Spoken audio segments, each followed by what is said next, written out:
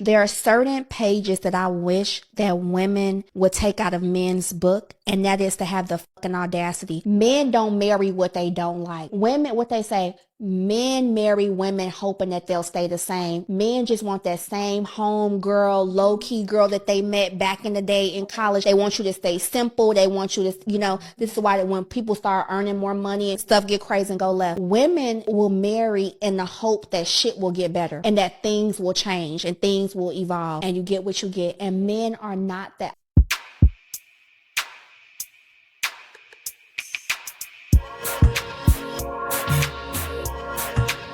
What up, gents? Welcome to TSG Uncut. I'm your host, Shaun C. Now, I played that clip for you in the beginning because this is something that I've talked about here on the channel. Most of the time when a man decides that he wants to get married or that, he proposes to get married, the woman that he's with, the way that she is, the way that she's acting, the way that she's behaving, to some extent, the way that she looks, that's what he expects. He's okay with that. If he had that snapshot in time and he can have the majority of that for the rest of his life, he would be okay with it. And over time, as that man falls in love with that woman, it won't matter that her looks fades. That's why you find a man when you are younger, ladies, because that man will overlook your aging. He will overlook the things that you see that you don't like because he loves you.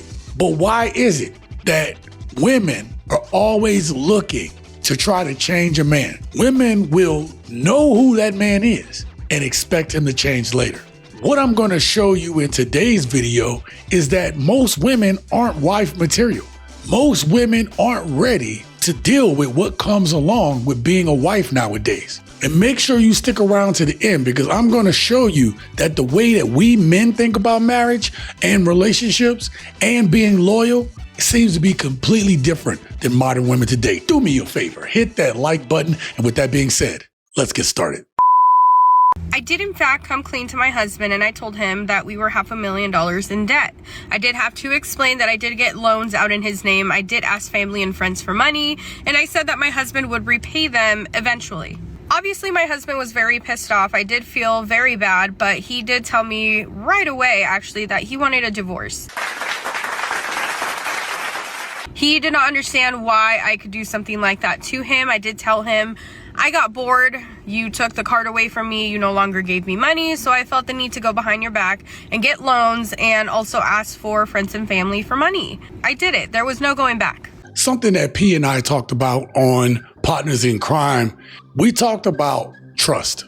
And he asked for a divorce after this woman decides that she was going to go behind his back. Now, he took away the credit cards from her because she wasn't a responsible steward of their money. And it was proven when this woman right here decided to go behind his back and get loans from friends and family to keep up her habits. Don't tell me y'all didn't know how she was. Don't tell me y'all didn't see her going around with these different bags and shit, trying to look bougie and shit like that. Don't tell me y'all didn't know. That's first of all. This is what men are seeing right now. I use this example. $500,000 is absolutely insane. But I use this example that men cannot trust women right now with the finances. Women today don't seem to be interested in building for the future. They're only worried about what they can do now. Because if you can't trust your woman to do what women have always done, to be good stewards of the finances, then you're not a wife. You know what my favorite thing about my man is? You wanna know? That he literally turned the hoe into the housewife.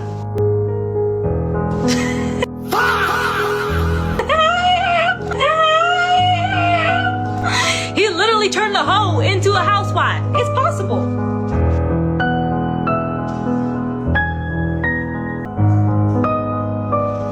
I'm just folding his boxers.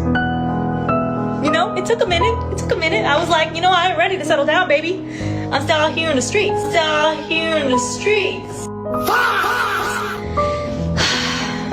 But he turned me into a housewife. Oh, is your mind? Yeah, he did it. Yeah.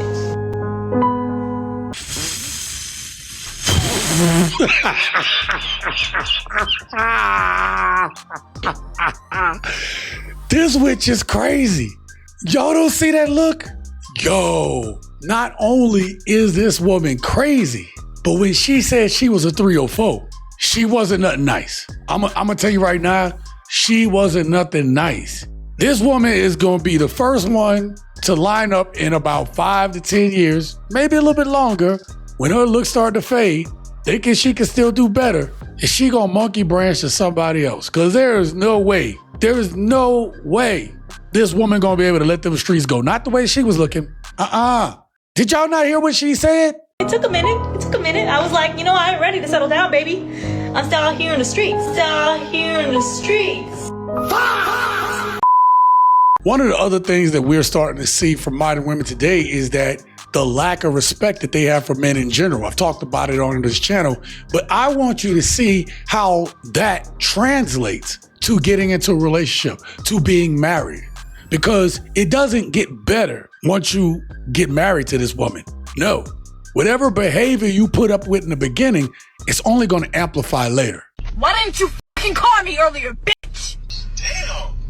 It ain't no fucking damn. You should have fucking called me, you dumb bitch. Boy, ain't no motherfucking way, man. I'm talking about as soon as she would have been like, why the fuck you didn't call me, dumb bitch? Click. And obviously some of y'all know the woman that got canceled recently from The Bachelorette, showing how her behavior was, showing that she was about them hands. She was about DV. And a lot of these modern women today, this is the way they act. This is the way they behave. Physical abuse.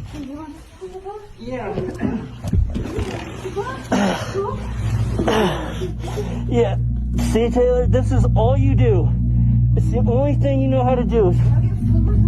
Holy I don't give a Let me go. Stop. Dude, leave me alone. Oh my God. Your daughter is right here. Oh my gosh. Oh my. Now, if that had been a man done that, they'd be in jail. And being canceled ain't enough. There are a lot of women who behave just like this because they've been allowed to get away with it. Because everyone treats them like a spoiled little princess, especially this woman. When you behave like this, you show your true colors. It's these exact behaviors, gents, that make men don't want to even go home sometimes. The stress of being at home is so much you don't even want to even be home. You need to just get a break because some of these women are just overbearing. Really? Really? Really? Seriously? Seriously? Why are you sleeping in the car? Huh? Why are you sleeping in the car? I need some rest. So why wouldn't you come inside? Because I can't rest in there. Is your life that terrible that you need to be in the car? Yes. Life like that difficult? Why don't you come inside? For Yes. an hour you've been out here? You've been out here for an hour? I just need to rest. Do you want me to bring you something? Peace and quiet. Come inside, baby. No. Come on. No. Just close the door, please. Just close the door. Well, I'm gonna come and sit next to you. No. Did you just lock the door? Oh, shit. Hell yeah, he locked that door. Let me tell you something, gents. I've been there before. I have been there before where you pull up to the house and you're like, you gotta take that breath before you walk in. And you know what's funny, man? I ain't never had a problem with my kids, man. I love to spend time with my kids. Sometimes dealing with the women that we call our wives is a lot. So much so that you would rather barricade yourself in the car and just get a little peace and quiet. My first wife was something like this. She kind of nagged you like this. Why are you doing this? Why are you doing that? And it's like, God dang, woman, you sit home all goddamn day. Some days I'm gone for 36 plus hours on a duty day. I need some peace. Now I want you to hear what this young lady's about to say because this makes sense. These women can't handle what a real man brings. it is so much harder to love a real one than it is to be in relationship with a fraud. Say that again for the people cheap seats. It is so much harder to be in relationship with a real one than it is to be with a fraud. Why is that? It's just hard. Why? Because someone who holds you accountable to who you say you want to be, someone who recognizes your potential but meets you where you are, someone who wants your vulnerability. Like, I want to know how you think. I want to know why you made the choices you made. It requires a level of intimacy that you never have to do when you're just trying to see if someone's cheating and checking phone messages. And like, you don't have to be vulnerable in those relationships. You got to be tough. You got to be strong. You got to be hard. But now here comes someone that says, I want to be your soft place. And you got to figure out, how do I tear these walls down? And you have to figure out, how do I give this language? And how do I let them know up underneath this strength that there is still a broken 13-year-old girl, a broken 15-year-old girl. Shahrazad Ali said and talked about this exact thing. What Shahrazad Ali said is that you have to treat a lot of these women like they're 14-year-olds, because a lot of them are stuck in their 14-year-old trauma. A lot of them talk a good game. They sound like grown, mature women on the outside. They say all the right things. But emotionally, when you try to talk to them, when you try to step to them the right way, they cannot handle it. Imagine, if you will, you are trying your best to show this woman that you want to be a part of her life, but you also realize that she got a few things that she needs to work on. Let me show you what a real man does when he sees potential in a woman. No one will give you more advice than a boyfriend who wants you to be his wife. When a man is serious about you, he starts talking like he's planning a whole future. He'll be like, babe, don't spend that money, save it. Or babe, maybe you should look at this career move. Or babe, you need to take care of your health. It's not controlling. It's not controlling. It's him wanting to build something solid with you. And that's exactly what I've been trying to say. A lot of women sitting here saying that men ain't ready, men out here playing games. No, the type of men that a lot of these modern women like, they're the ones playing the games. There are men out there who seriously would be great husbands, who would actually love, honor, cherish all these things that women claim that they want. But you have to understand that his role can't be diminished, because if his role is diminished, he's not going to be able to help you be the best version of you that you're supposed to be. Too many of y'all women already think you 10s. You saying that to yourself because that little girl on the inside don't feel like she's a 10. So you got to tell yourself that. He is telling you the truth, but you only going to waste your time to say that to a woman that you see potential in being a wife. You ain't going to say that to these skip, scop, scallywags. So then we often get the conversation of, well, do men want to marry anymore? And I'm going to be honest, a lot of men nowadays are going to say, no, it's not worth it. But there are still men out there. I've polled on this channel before. Men want to get married. The problem is they don't see anyone to get married to. Do you believe is like marriage? Do you believe in marriage, or are you like? I believe in it and I get it.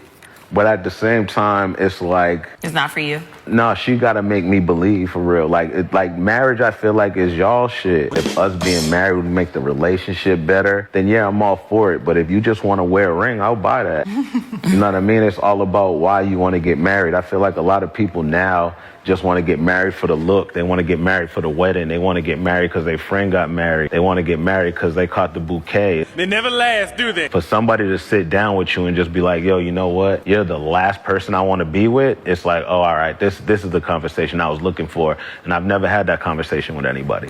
A lot of women want marriage, but I showed y'all in the last video that a lot of these women are claiming they want marriage. This is what they've been thinking about forever, because they fantasize in their heads about their wedding day, about what they're going to look like, bridesmaids, colors, doing all the things that lead up to a marriage. This is what they dream of. But then reality sets in once they get married. It's fine in the beginning. Now it's this expectation that I have all this and you got to change, right? You got to be different. You need to be something else. But wait a minute. You married me, you knew who I was. That's why it's important for when we decide, if we decide to get married, gents, we need to know exactly who that woman is and take as much time as that takes, because he has to know, is this woman for real or is she just about that day? What he gonna do for her? How much would you spend on a ring for a woman? It should be 3 months of salary. I heard that too. Yeah. I want 6 months. Why? Would you rather, knowing damn well where he's in financially, right, and put that burden on him? Why would it be a burden? I wouldn't be dating a broke man. Jesus Christ. I'm just coming from a perspective of somebody who has dated for love my whole life. I'm done. What do you mean? I'm done dating for love. It's gotten me nowhere. Gents, it's crazy that this woman says she's done dating for love. Okay.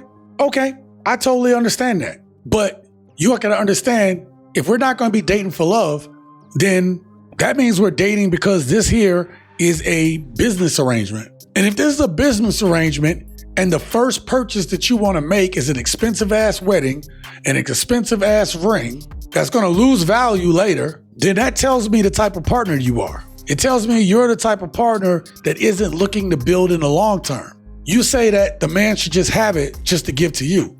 You already right there, ladies, eliminate yourself from the contention of even being thought of a wife. I'm going to tell you right now, in 2026, if you looking to be a wife and this is the only thing you can think about, or finances, or how much money he make, or this, that, and the third, if that's the only thing that you're talking about, you are not a wife, ma'am, and only a fucking idiot is going to marry you.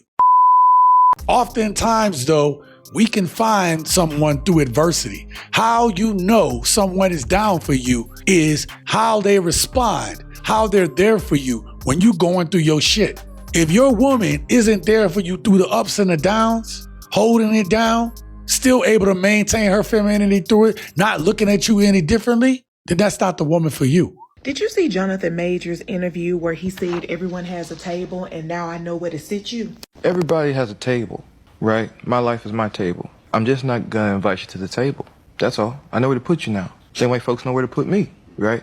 That hits really different when you've been through the fire and found somebody who just don't only pull up a seat, but they bring their own plate, their own chair, and then they say, I'm here to stay. I was talking to our brother, Jason Lee, and he was like, are you bitter? Are you mad? I said, for what? See, after facing public backlash and his own personal storms, he found the woman of his dreams. He found a wife. This woman stood by him when everybody else turned their back on him. And that's just not romance, that's resilience. We're going to kill ourselves for you to get what you want. I die a slow death whenever I hear women say that they can't submit. Submit does not mean to give up. It means to give over. Oh, I love that. And the problem with most people and that word, they don't understand that it's the highest form of teamwork. I submit to my wife all day. She sets everything in the house. I'm submitting to my wife. Yep.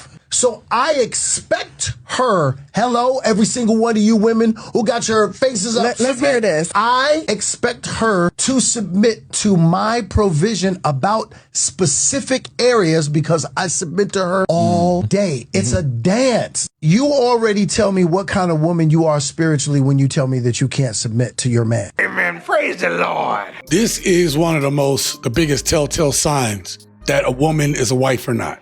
If she doesn't look at you the way this woman does, because I'm going to tell you, back in the day, y'all remember, this woman right here was a baddie, okay?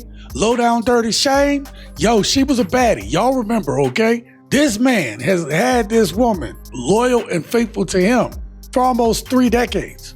3 decades. And submission sounds bad. Whenever you are a leader, you're servant to the people who follow you. Because you have to make sure that the people who are under you are taken care of. You have to put their needs above your own because you're looking out for your people. A lot of women out here claim they're independent, they don't need nobody, and then when they get somebody, they want to wear the pants. Yet, they do not take on the characteristics necessary to be a leader. And to be a good leader, from what I've learned, you have to know how to be a follower. Now tell me how many of these modern women want to follow anybody. How long you been married? We've been married since 92, so what is that, 32 years? How? Like for the masses? We want to be. Yeah. You gotta want it. You just gotta want it, man. You can't, like, I don't want nobody to have my woman. She mine. I'm hers.